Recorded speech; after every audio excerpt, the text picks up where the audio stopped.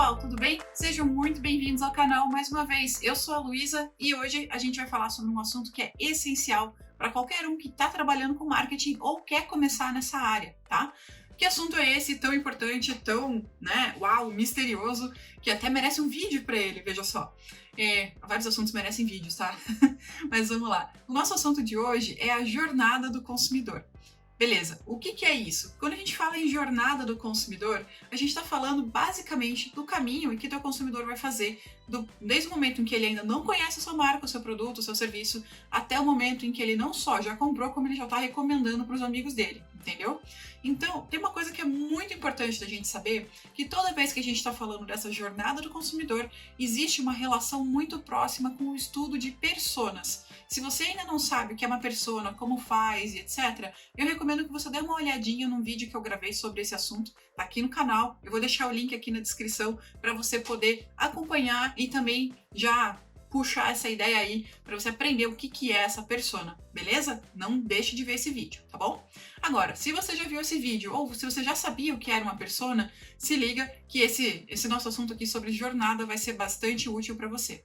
Então, uma coisa que é importante a gente falar, né, sobre a jornada. Eu já disse para você que é o que liga, né, o teu consumidor do ponto A até o ponto B, né, fazer ele se transformar de uma pessoa que ainda não te conhece num cliente, uma pessoa que recomenda a sua marca.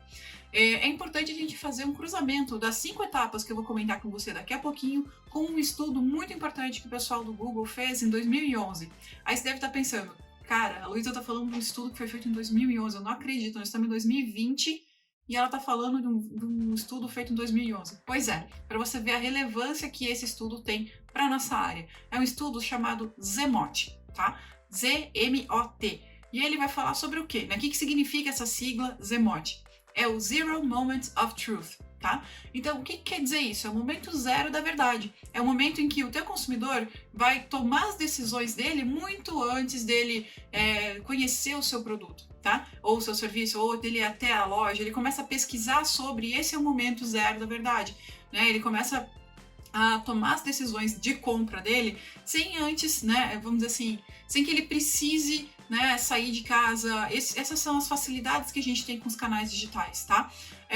Eu sei que parece até meio batido a gente falar isso, né? Afinal, a gente está vivendo com internet aí já faz algum tempo, mas muitas empresas ainda não fizeram essa virada, né? Não tiveram esse clique de entender e começar a produzir conteúdo. E agora, nesse vídeo falando sobre a jornada, você vai ficar tudo mais claro, tá? Esse momento zero é justamente a etapa em que as pessoas vão buscar mais informações e aí a produção de conteúdo vai ter um papel chave nessa história. Mas eu já chego lá. Vamos falar sobre, então, a nossa jornada clássica, tá bom?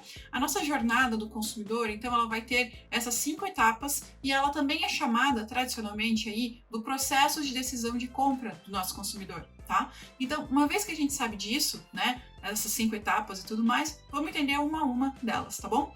A nossa primeira etapa é a etapa de reconhecimento do problema, tá? Problema. Problema é uma palavra que tem uma conotação aí, um significado até um pouco negativo, mas eu gosto de chamar de situações problema, que é o momento em que a pessoa percebe que ela tem alguma coisa para, né, seja para melhorar ou para resolver. Então, nessa primeira etapa, do reconhecimento do problema, o nosso futuro cliente se dá conta de que alguma coisa precisa mudar, seja por bem ou por mal, tá? E quando você sabe que, né, você já viu lá no estudo de personas que a gente tem as dores e os ganhos, né? A gente vai então fazer o cruzamento dessas informações para poder puxar uma conversa ainda mais efetiva, né, mais assertiva com o nosso cliente.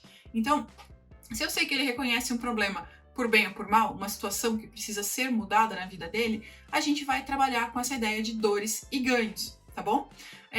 Dores remetem a questões negativas, o polo negativo do nosso espectro, e os ganhos, o espectro positivo, né? O lado bom da coisa. Qual que é a grande diferença, além de ruim ou bom, né? A gente vai ver que quando a gente está falando desse aspecto mais negativo, a gente está lidando com questões do tipo medos, coisas que quebraram, alguma coisa que não funciona mais como deveria, tá? Algum desafio muito grande que se torna uma barreira muito grande para esse cara, beleza?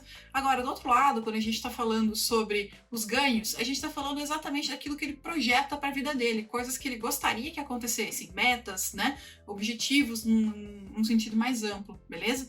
Então, sei lá, vir fazer uma viagem, comprar um carro, um smartphone novo, mudar de casa, comprar uma casa na praia.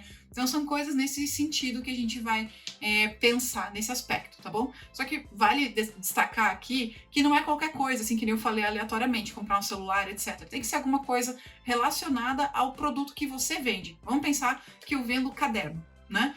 E o sonho, né, o ganho da minha persona é viajar pra praia.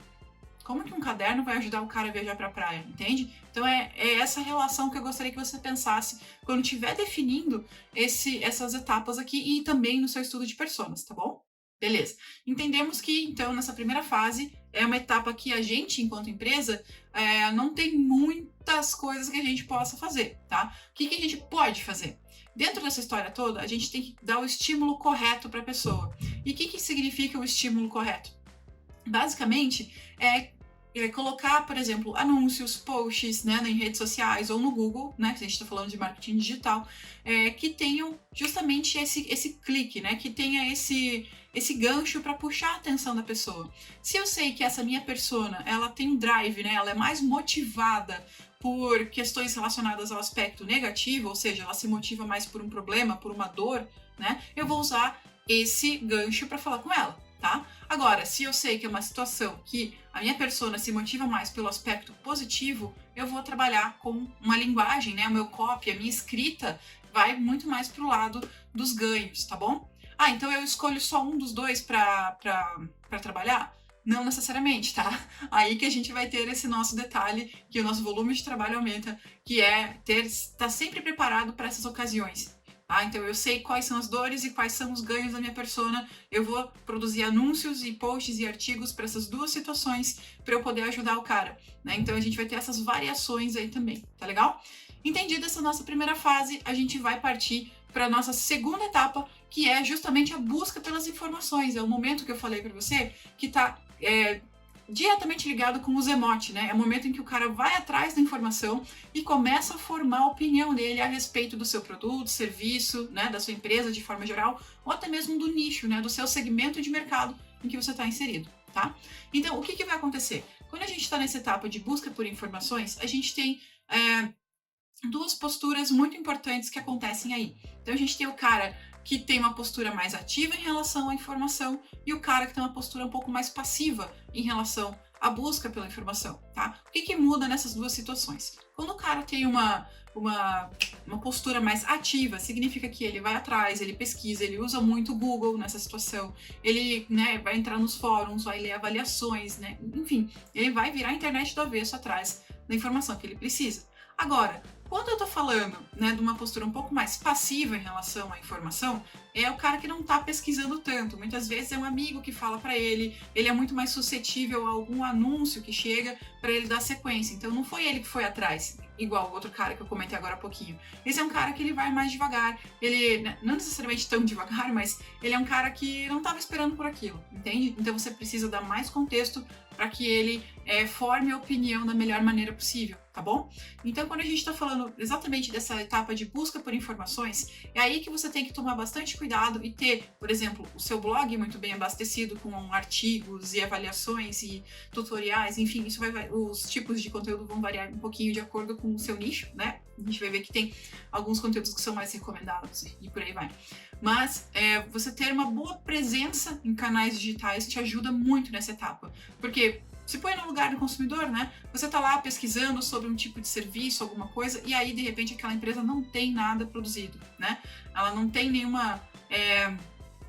um posicionamento claro ali. Então, a gente precisa tomar bastante cuidado, porque pode ser que o nosso concorrente tenha, e aí já era, tá? Então, a busca por informações é justamente esse momento em que a pessoa vai atrás da informação e, né, dá sequência na jornada dela. Beleza? Uma vez que ela fez essa busca pelas informações, ela, né, é como se essa pessoa montasse uma tabela, né, uma série de colunas ali, né, para comparar as alternativas que ela encontrou. E isso já é uma deixa para nossa próxima etapa na jornada do nosso consumidor, que justamente é a etapa de avaliação de alternativas, né? Imagine que o seu consumidor, não sei se ele vai ser tão organizadinho assim, mas imagine, né, que esse cara vai pegar todas as informações que ele pesquisou, vai montar uma planilha bem bonitinha e comparar você, o concorrente A, o concorrente B e assim vai, tá? Ele vai listar todas ali as informações que ele encontrou, preço, custo-benefício, características do seu produto ou serviço, então vai ter uma série de coisas que ele vai avaliar, certo?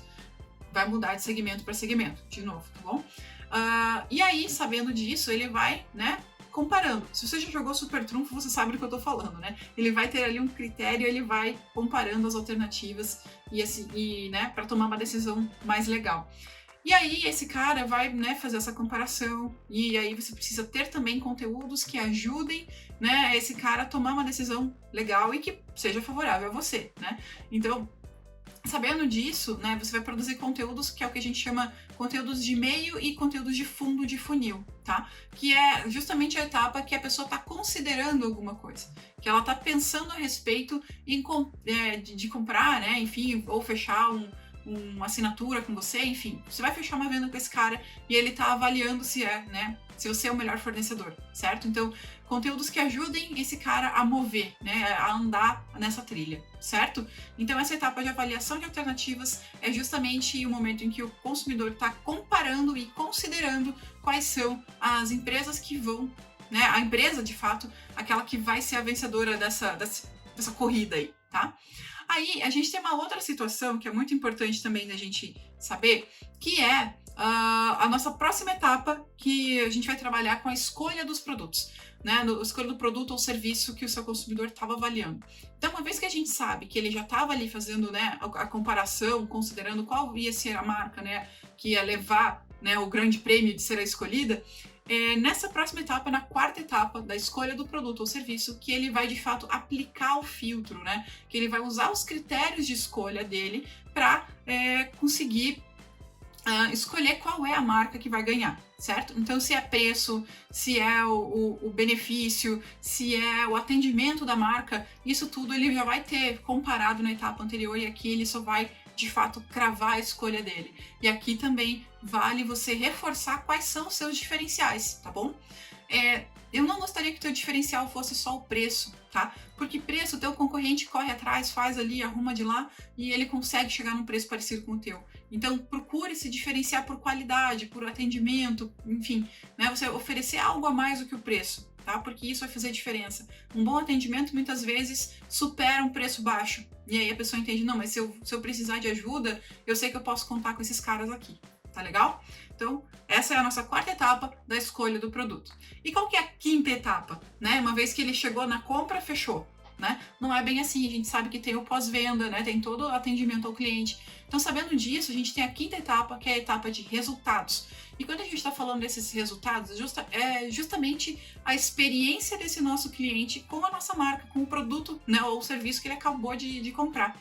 Então, você saber que talvez ele precise de ajuda nos primeiros passos ali, você preparar uma coisa que a galera que trabalha com produtos digitais conhece muito bem, que é o onboarding, né? Essa é a etapa de boas-vindas, você fazer com que esse cara se sinta bem ambientado, se é uma ferramenta que você está oferecendo, um software, alguma coisa assim, poxa, cria ali um passo a passo, um tutorial para a pessoa conseguir usar, né? Faz um guia. Então, tudo isso são boas práticas que isso vai te ajudar a ter um relacionamento muito mais legal com o teu consumidor, certo? Beleza, Luísa, eu entendi que a gente tem aí 5 etapas, que é importante eu conhecer dores, ganhos, persona, né? Mas e como que eu faço para mapear essa minha jornada, né? Quais são os canais que eu vou utilizar?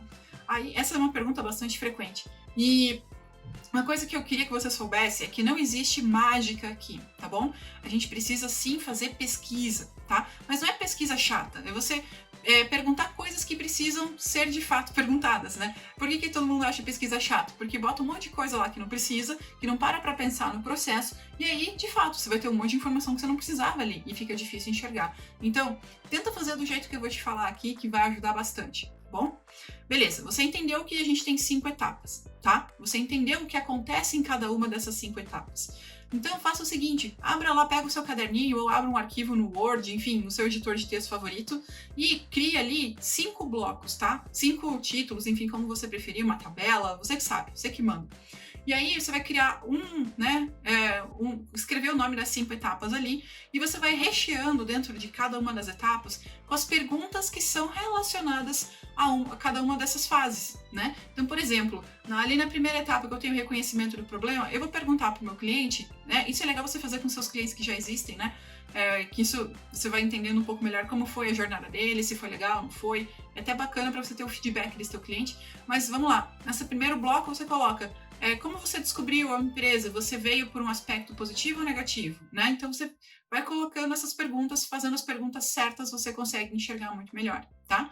E assim vai para os outros blocos. Então, como que você busca essas informações? Você chegou por um anúncio, você pesquisou, qual foi a palavra-chave que você usou? Né? Não precisa chegar nesse nível, mas eu tô aqui pirando algumas ideias, tá? De que forma você utiliza Instagram na sua vida, como que você utiliza blogs, você costuma ler blogs? Então aí a gente já começa a entender quais são os canais que essas pessoas utilizam de fato. Porque, de novo, você não precisa estar em todos os canais que existem, né? E sim naqueles em que o teu consumidor está de fato. Beleza? Então, usa essa mecânica, vá recheando cada uma dessas etapas que eu comentei aqui no vídeo com perguntas que são mais objetivas para você entender como essa pessoa vai migrando, né, ao longo dessas etapas da jornada. Tudo bem? E aí pode ser um Google Forms, você pode usar o Typeform também, que é uma ferramenta que tem, né, uma conta grátis para você poder fazer as suas pesquisas, tá? E o resultado final fica bem bonitinho, ele é, né, visualmente legal. Então, é bem fácil de você fazer isso e vai coletar respostas bem interessantes. Uma outra forma de fazer essa pesquisa é com entrevistas, né? Então você já vai ter ali as perguntas da mesma forma que você estruturou ali para o seu questionário, você já vai ter essas perguntas. A única coisa em vez de soltar esse link, né, para os seus clientes, você vai chamar o cliente para uma conversa e mapear, ter essa visão do que está acontecendo. Um número legal de respostas? Bom, quanto mais melhor, né? Mas se você já, nessa entrevista mais próxima, né? Detalhe, é legal que essas entrevistas durem em torno de 20 minutos, meia hora, né? Para que você consiga extrair bastante informação valiosa dessas conversas, tá bom? E se você conseguir falar com ali 5, 6 pessoas, já é bem positivo, tá? Isso vai depender um pouco do tamanho do seu nicho, etc. Mas com umas 5 ou 6 pessoas, por favor, procure pessoas com hábitos diferentes, até para você não deixar todo mundo igual, né? Então, se você chegar para uma galera, todo mundo que tá de camisa azul e perguntar qual é a cor favorita deles, eles vão dizer azul, né? Então, é importante a gente ter uma amostra bem diversa, tá? E quando a gente fala numa pesquisa um pouco mais quantitativa, que é, de fato, aquele formulário que você vai distribuir, né? A sua pesquisa do Google Forms ou do Typeform, aí, quanto mais, melhor, tá bom? 50, 100, 200, 300, o quanto você conseguir já vai ser bastante, vamos dizer assim, esclarecedor, né? Você já vai começar a encontrar bastante informação relevante. Beleza? Bom, pessoal, essa é a minha dica de hoje sobre a jornada do consumidor. Eu espero que vocês tenham gostado. Não se esquece de deixar o seu comentário.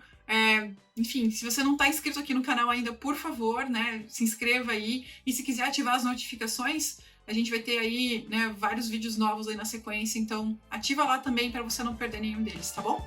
Então eu te espero no próximo vídeo e a gente se vê. Valeu, tchau!